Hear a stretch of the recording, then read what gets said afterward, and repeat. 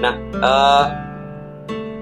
terkait dengan kesalahan pengukuran, saya kurang tahu ini apakah kita sudah membahas ya, kalau nggak salah ya. Jadi apa yang dimaksud kesalahan itu Anda benar-benar pahami, silahkan. Kesalahan itu adalah perbedaan harga hasil pengukuran dengan harga sebenarnya gitu ya. Nah, yang di dalam bagian kesalahan ini silahkan nanti Anda cermati jenis-jenis kesalahan itu apa, kayak gitu ya. Oke, saya dikasih reminder 10 menit lagi. Jadi di kesalahannya itu tipe-tipenya seperti apa gitu. Silahkan pelajari aja di sini di slide ini.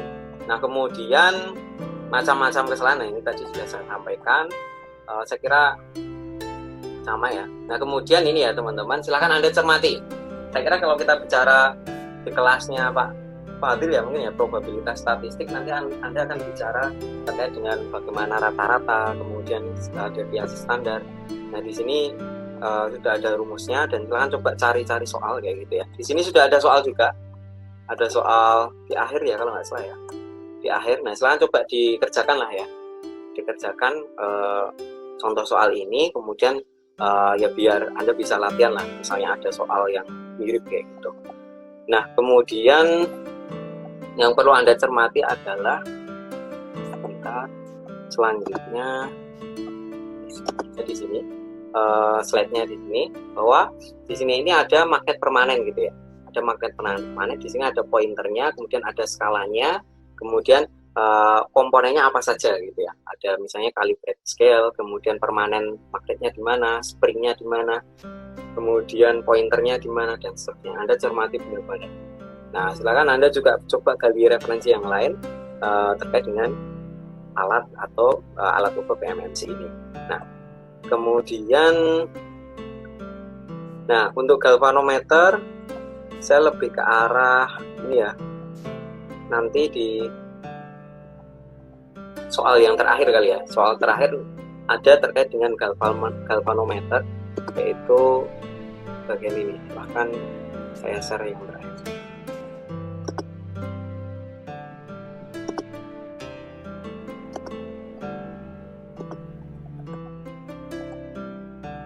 Oke, nah Anda juga silahkan pahami terkait dengan materi ini. Saya kira ini sudah saya upload. Nah, saya akan menjelaskan singkat. Jadi di sini adalah alat ukur arus arah ya, ampere meter arus arah, mohon maaf. Nah, di sini disebutkan ada full scale deflection. Full scale deflection itu apa? Full scale deflection adalah saat dia itu mengalami defleksi atau penyimpangan secara penuh kayak gitu ya, full scale deflection. Nah, di sini disampaikan bahwa penyimpangan penuhnya misalnya ada 100 mikroampere gitu ya. Nah, mikroampere. Nah, di sini disampaikan kalau misalnya arus itu lebih besar dari full scale deflection current-nya, nah maka apa yang terjadi? Nah, di sini dijelaskan, yang terjadi adalah nanti akan ada penambahan resistor shunt gitu. Kenapa perlu ditambahkan? Karena skala yang ada itu memang sudah melebihi dari skala di alatnya, jadi perlu ada tambahan resistornya di situ, resistor shunt. Gitu. Alasannya seperti itu. Nah, kemudian secara perhitungan, secara matematis, Anda bisa melihat di sini, kayak gini ya teman-teman ya. Jadi kalau kita belajar dari dasar teknik elektro ya di semester kemarin, Anda bisa mencermati di sini. Di sini ini berlaku hukum Kirchhoff 1 ya. Nah, hukum Kirchhoff 1 yang ampere itu. Jadi yang masuk sama dengan yang keluar. Kayak gitu ya, yang masuk sama dengan yang keluar. Nah, kalau I1 ini masuk, nah kemudian nanti keluarnya akan di I2 sama I3. Nah, tatkala misalnya I1 ini lebih besar dari I3, I1 ini lebih besar dari I3, artinya diasumsikan misalnya nggak ada I2.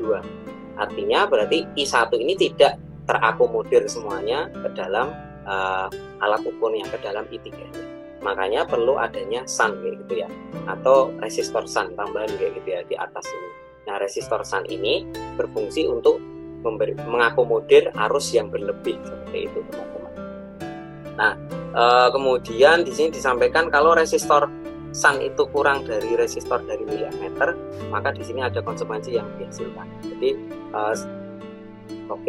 sebagian besar arus ini akan melewati dari shunt itu, resistor shunt. Nah, kalau misal kemudian sebagian besar arus akan melewati dari sirkuit kayak gitu. itu sedikit tambahan aja, saya kira buat tambahan pemahaman teman-teman. Nah kemudian ya ini, saya kalau nggak salah kemarin sudah ngasih soal ini ya teman-teman di pertemuan terakhir. Nah saya juga sudah sedikit meng-cross check dari tugas Anda di e-learning kayak gitu.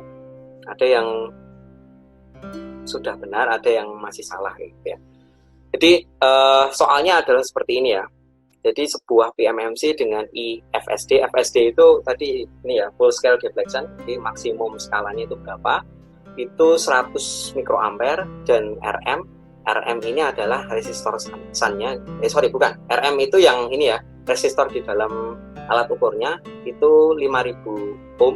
Tentukan nilai resistan atau resistor sun RS untuk membuat ampermeter dengan arus total 100 mA.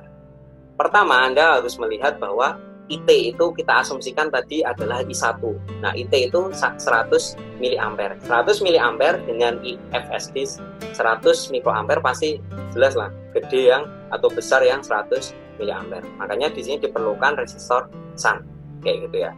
Nah, cara perhitungan apa yang harus kita lakukan untuk mencari nilai resistor sun di sini?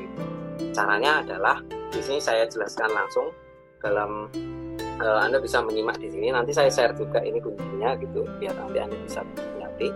Jadi IFSD itu adalah 100 mikroampere. Nah, pertama adalah kita menggunakan hukum Ohm kayak gitu ya. Hukum Ohm itu kan sama dengan V sama dengan I kalikan R.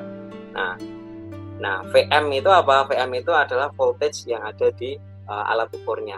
VM itu pasti nanti melewati di sini. Kalau Anda lihat pointernya, nanti IM atau arus yang melewati di sini dikalikan dengan RM, resistor yang berada pada alat ukurnya, yang melewati alat ukur. Nah, di sini adalah 50 MV atau milivolt kayak gitu. Nah, kita pakai hukum Kirchhoff pertama nih teman-teman. Jadi IT itu sama dengan IS tambah IM. Karena apa? Karena IT itu adalah di awal ini nanti akan bercabang kayak gitu ya, sebelum masuk ke alat ukur sama resistor sun-nya. Jadi seperti ini hubungannya. Nah, ini saya kira sudah paham semuanya. Nah, IS-nya itu berapa? Kenapa kita harus nyari IS? Karena kita nanti akan mencari namanya RS gitu ya, resistor sun. Jadi kita harus nyari IS. Nah, IS-nya itu berapa? IS-nya adalah IT dikurangi IM gitu ya. Tadi IM sudah kita kantongi bahwa IM itu adalah IFSD gitu ya. Jadi 100 mikroampere. Jadi 100 IM itu 500 ya. Sorry ya. IM itu 500. Kok saya jadi bingung. Bukan. IM itu yang dari sini tadi ya.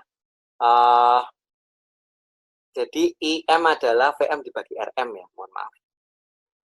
Sebentar. Oh ini. Jadi di sini IM itu adalah 100 mikroampere. IFSD, sorry.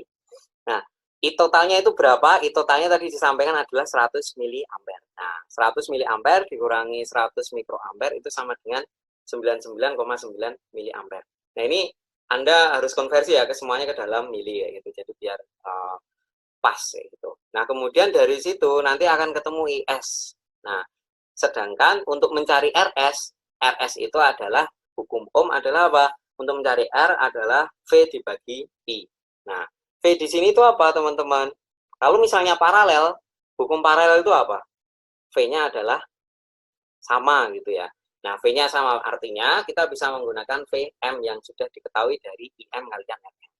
Jadi 50 milivolt dibagi 99,9 miliampere. Nah, akan ketemu 0,5 Ohm kayak gitu ya. Ini untuk soal yang pertama kalau soal yang kemarin saya tugaskan yang pertama. Kalau nggak salah kemarin ada 2 soal ya. Nah, kemudian selanjutnya adalah sebentar. Oke. Nah, ini ya. Kalau nggak salah untuk contoh soal yang kedua, Anda bisa melihat dalam layar bahwa di situ dikatakan ada sebuah PMMC namun dengan ampermeter multi range atau memiliki beberapa range skala. Nah, di sini kita masuk dalam materi ampermeter arus searah Sun Ayrton. Nah, Sun Ayrton ini adalah dia memiliki Dia adalah sebuah ampermeter arus arah yang masih dapat diperbesar menggunakan sejumlah tahanan shunt yang dipilih melalui range switch. Jadi di situ Anda garis bawahi ada sejumlah tahanan shunt. Artinya lebih dari satu, seperti itu ya. Nah, di sini. Nah, dipilih melalui range switch. Karena kenapa switch? Karena ada beberapa pilihan, ada beberapa opsi. Nah, alat ukur semacam ini disebut multi range ampermeter. Nah, rangkaian ini memiliki beberapa shunt atau resistor shuntnya, beberapa resistor shunt ya, ada 1, 2, sama 3 dan seterusnya. Tatkala misalnya 4 ya 4 yang terhubung secara paralel terhadap alat ukur agar menghasilkan 4 batas ukur yang berbeda. Secara paralel ya teman-teman ya. Jadi tidak akan mengganggu IFSD yang nanti akan dihasilkan satu sama lain. Nah, oke, pada bagian ini kita akan coba mengerjakan ya untuk multi range kayak gitu, ampermeter multi range. Yang pertama di situ rentangnya ada beberapa, ada 3 gitu ya. Ini maksudnya adalah rentang itu full scale deflection yang bisa terakomodir kayak gitu ya. Jadi ada 1 mA, kemudian 1 mA, 10 mA, kemudian di sini 10, kemudian 100 gitu ya. Nah, yang pertama 100 mA coba kita kerjakan. Nah, pertama Anda lihat di sini teman-teman. Fungsi yang pakai hukum Kirchhoff pertama adalah IT sama dengan IS tambah IM. Ini Anda harus pahami benar-benar. IT itu adalah arus total yang masuk, kemudian IS itu adalah arus yang melalui resistor shunt, dan IM itu adalah arus yang melalui alat ukur. Nah, yang dimaksud IT di sini itu yang mana? Kira-kira yang mana? Nah, yang dimaksud IT itu arus yang masuk yang akan diukur itu adalah ini rentangnya ini. Jadi arus yang akan diukur itu maksimalnya berapa? Ada 1 mA, ada 10 mA, ada 100 mA. Jadi IT itu adalah masing-masing ini ya. Nah, jadi kalau yang pertama misalnya 100 mA, 100 mA. Di sini artinya IT itu sama dengan IS tambah IM. Kita akan mencari apa sih di sini? Mencari RS. Kalau mencari RS hubungannya dengan apa? IS. Ya, jadi IS itu adalah IT dikurangi IM, seperti hubungannya pada hukum Kirchhoff pertama. Nah, IT-nya berapa? IT-nya di sini 100 mA, tulis saja 100 mA. Kemudian IM-nya berapa? IM-nya di sini ini IFSD. I yang melalui alat ukur. Nah, itu ada 100 mikroampere. Nah, dikurangi berapa? Ketemu 9,9 miliampere. Nah, kemudian langkah selanjutnya adalah kita mencari resistor shunt-nya. Resistor shunt itu adalah RS. Di mana secara pakai hukum Ohm juga, RS itu apa? R itu apa? V dibagi I. Nah, dibagi S. Nah, kenapa ini VM? Karena hubungan mereka itu paralel. Jadi antara VM dengan VS itu sama. Kita bisa pakai nilai VM-nya di sini. Nah, nilai VM itu dicari dari mana? Nilai VM dicari dari ini. Dari VM sama dengan IM kalikan RM. Semua variabel diketahui di sini. IM-nya berapa? IM itu IFSD 100 mikroampere. Nah, RM-nya berapa? Di sini RM-nya itu 100 ohm atau 0,1 kilo ampere.